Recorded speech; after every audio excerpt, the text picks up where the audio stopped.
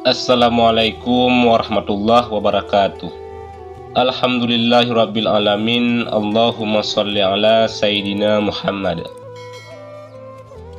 Sahabat beriman yang dirahmati oleh Allah, pada zaman yang sudah serba canggih ini, budaya barat atau asing sudah biasa dilakukan oleh sebagian besar orang.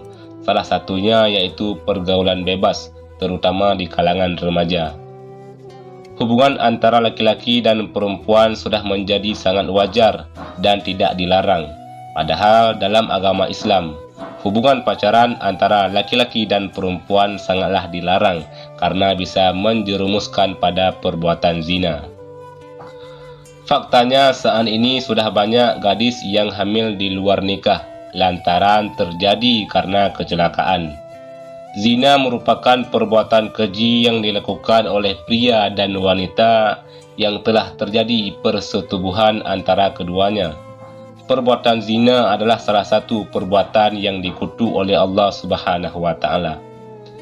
Dan sebagai umat Islam, kita dilarang atau haram hukumnya untuk mendekati zina.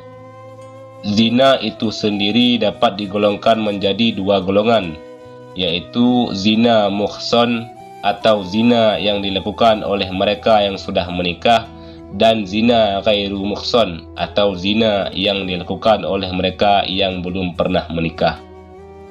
Adapun hukuman bagi pelaku zina muhsan adalah dengan cara dirajam atau dilempar batu hingga mereka mati. Dan bagi para pelaku zina ghairu muhsan adalah hukuman dera atau cambuk serta diasingkan 1 tahun lamanya, sebagaimana yang disebutkan dalam firman Allah Subhanahu wa Ta'ala. Perempuan yang berzina dan laki-laki yang berzina, maka deralah tiap-tiap seorang dari keduanya 100 kali deraan, dan janganlah belas kasihan kepada keduanya, mencegah kamu untuk menjalankan agama Allah. Jika kamu beriman kepada Allah dan hari kiamat, dan hendaklah pelaksanaan hukuman mereka disaksikan oleh sekumpulan orang-orang yang beriman. Quran Surat An-Nur ayat 2. Dan terhadap para wanita yang mengerjakan perbuatan keji, hendaklah ada 4 orang saksi di antara kamu yang menyaksikannya. Kemudian apabila mereka telah memberi persaksian, maka kurunglah mereka, wanita-wanita itu, dalam rumah sampai mereka menemui ajalnya, atau sampai Allah memberi jalan lain kepadanya. Quran Surat An-Nisa ayat 15. Lantas bagaimana cara seseorang jika ingin bertaubat dari perbuatan zina?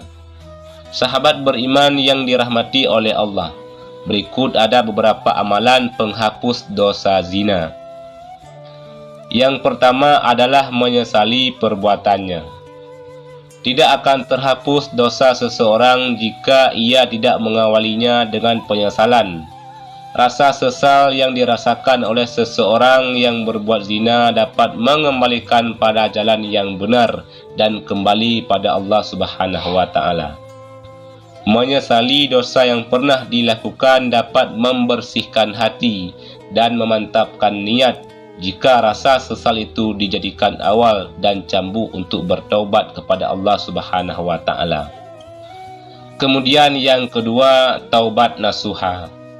Jika ingin menghapus dosa apa saja, terutama zina, maka seseorang haruslah bertaubat dengan sesungguh-sungguhnya, atau taubatan nasuha. Taubat nasuha adalah taubat yang sungguh-sungguh berasal dari hati dan dilakukan karena seseorang menyesali perbuatannya. Allah memberikan janji bahwa Ia akan mengampuni dosa-dosa hambanya yang melakukan kesalahan, sebagaimana yang disebutkan dalam firman Allah Subhanahu wa Ta'ala dalam surat At-Tahrim ayat 8. Hai orang-orang yang beriman, bertaubatlah kepada Allah dengan taubatan nasuha, taubat yang semurni-murninya. Mudah-mudahan Rabbmu akan menutupi kesalahan-kesalahanmu dan masukkanmu ke dalam jannah yang mengalir di bawahnya sungai-sungai. Pada hari ketika Allah tidak menghinakan Nabi dan orang-orang mukmin yang bersama dia, sedangkan cahaya mereka memancar di hadapan dan di sebelah kanan mereka sambil mereka mengatakan, "Ya Rabb kami, sempurnakanlah bagi kami cahaya kami dan ampunilah kami. Sesungguhnya Engkau Maha Kuasa atas segala sesuatu." Quran Surat At-Tahrim ayat 8. Yang ketiga, salat taubat. Salat adalah salah satu amalan yang dapat mendekatkan diri kepada Allah Subhanahu wa taala dan menghapuskan dosa. Seseorang yang ingin bertaubat atas dosa-dosanya dapat meminta ampunan lewat salat taubat. Salat taubat itu sendiri adalah salat sunnah yang dikerjakan sebanyak 2 rakaat hingga 6 rakaat pada malam hari selepas salat Isya. Dengan mengerjakan salat taubat dan tentunya tidak meninggalkan salat wajib, dosa yang dilakukan akan diampuni oleh Allah Subhanahu wa taala. Sebagaimana yang disebutkan dalam Al-Quran Surat Al-Baqarah ayat 222. Sesungguhnya Allah menyukai orang-orang yang bertaubat dan menyukai orang-orang yang mensucikan diri. Yang keempat, perbanyak zikir dan istighfar. Memperbanyak zikir dan istighfar adalah salah satu amalan yang dapat menghapuskan dosa-dosa kita. Kalimat istighfar merupakan kalimat permohonan ampun dari Allah Subhanahu wa taala, dan dosa-dosa seseorang dapat dihilangkan dengan terus menyebut nama Allah Subhanahu wa taala. Sebagaimana yang disebutkan dalam firman Allah Subhanahu wa taala. Dan juga orang-orang yang apabila mengerjakan perbuatan keji atau menganiaya dirinya sendiri, mereka ingat akan Allah lalu memohon ampun terhadap dosa-dosa mereka. Dan siapa lagi yang dapat mengampuni dosa selain daripada Allah, dan mereka tidak meneruskan perbuatan kejinya itu, sedang mereka mengetahui. Quran Surat Ali Imran ayat 135. Yang kelima, melakukan kebaikan pada sesama. Jika seseorang berbuat dosa dan keburukan, maka untuk menghapusnya, ia perlu melakukan hal atau kebaikan pada orang atau makhluk lainnya. Seperti dengan bersedekah, menghapuskan hutang orang lain padanya, memberi makanan binatang, dan sebagainya. Seperti yang dikisahkan, seorang wanita pelacur yang masuk surga karena memberi minum anjing yang kehausan. Yang keenam, berpuasa.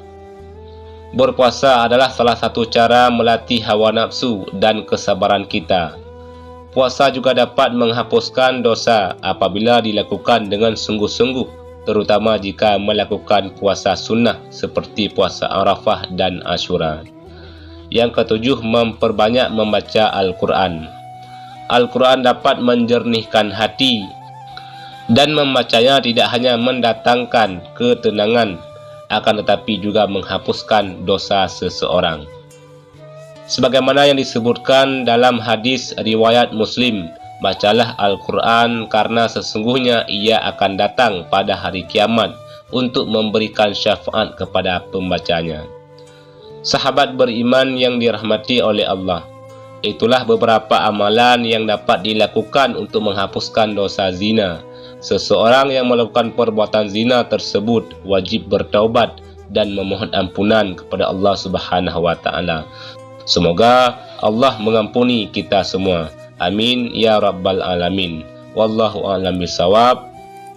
Demikian yang bisa kami bagikan, mudah-mudahan ada manfaatnya. Assalamualaikum warahmatullahi wabarakatuh.